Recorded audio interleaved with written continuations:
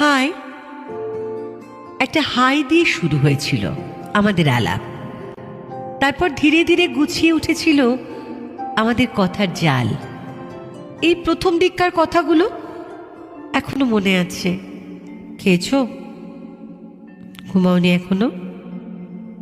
আজ সারাদিন কি করলে?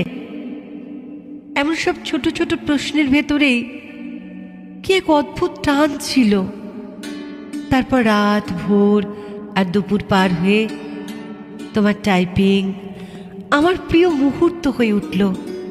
তুমি অনলাইন মানেই বুকের ভিতর কেমন একটা ঢেউ উঠত।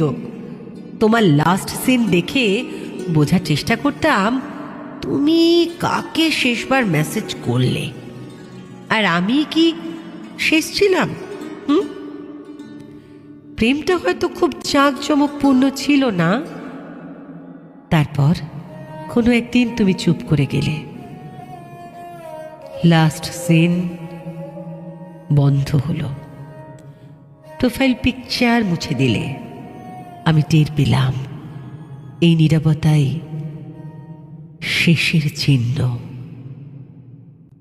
মেসেজ পাঠাতাম কিন্তু সিন হতো না। তাও ভেবেছি হয়তো ব্যস্ত, হয়তো নেট নেই, হয়তো ইচ্ছে করে একটু দেরি করে রিপ্লাই দেবে। কিন্তু একদিন দেখি you can no longer send messages to this chat. তখন বুঝলাম শুধু কথাবার্তা নয়, তুমি আমাকে আমার থেকে ব্লক করে দিলে।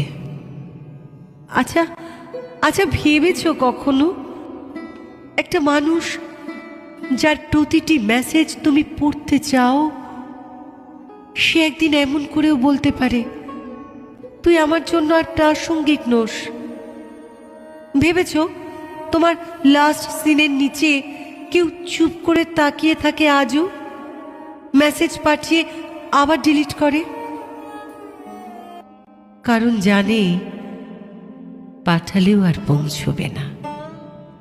তবুও আমি লিখি, ড্রাফটে জমা রাখি, কারণ আমাদের গল্পটা হয়তো শেষ হয়েছে, তবে আমার বলাগুলো এখনো অসমাপ্ত।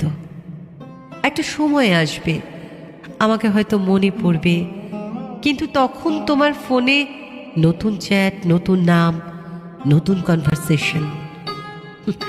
আর আমি হয়তো কোনো পুরনো স্ক্রিনশট দেখে হেসে উঠব।